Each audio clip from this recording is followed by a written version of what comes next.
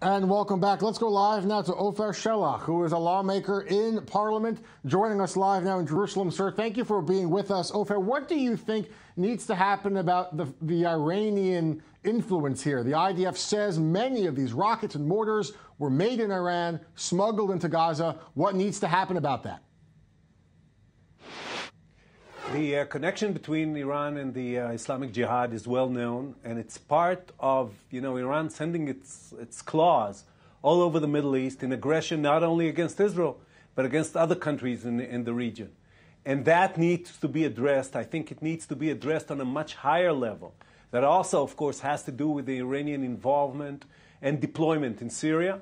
And then it needs to be addressed both by Russia, who is, of course, present in Syria, and by the United States, because we are talking about something that is much larger than the Gaza Strip or any other region, specific region. All right, Ofer, you are a member of Yesh Atid. You're also a member of the Knesset committee dealing with foreign affairs and security. Do you think there is a case to be made that now is the time for permanent action, a game-changing action to topple the government of Hamas?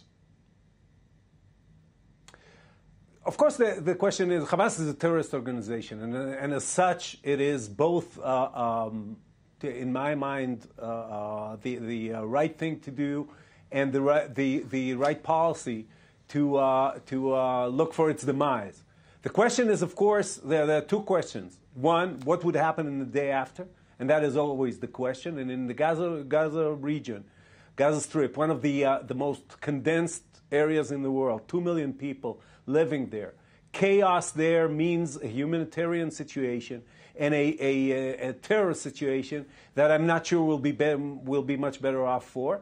And the other thing is, should Israel do it by force? Because I would love to see the population of Gaza, which is the first, they suffer most from Hamas's aggression against Israel. And from the fact that Hamas does not, as de facto ruler of Gaza, does not turn its efforts towards bettering the life of the people who live there, but towards terrorist activities against Israel.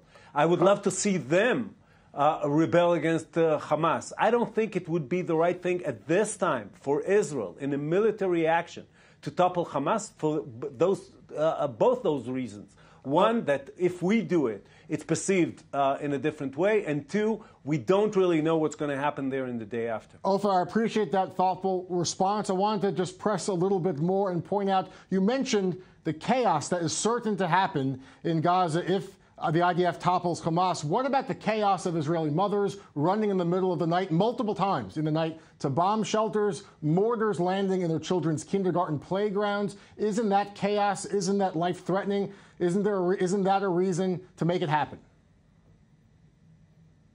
Of course, it's unacceptable. It's unacceptable that Israeli civilians will be in such a situation and will be for such a very long time. But when I speak of chaos, I not only speak about the suffering of Gazans. First and foremost, I speak about the Israeli citizens who live across the border. I'm not sure they'll be better off, security-wise, if the IDF goes in. The other alternative, of course, is for Israel to reconquer and reoccupy Gaza, and we need to ask ourselves, do we really want to be responsible for the fate of 2 million Gazans? There was a reason we pulled out of there 15 years ago. So it's a very complex situation.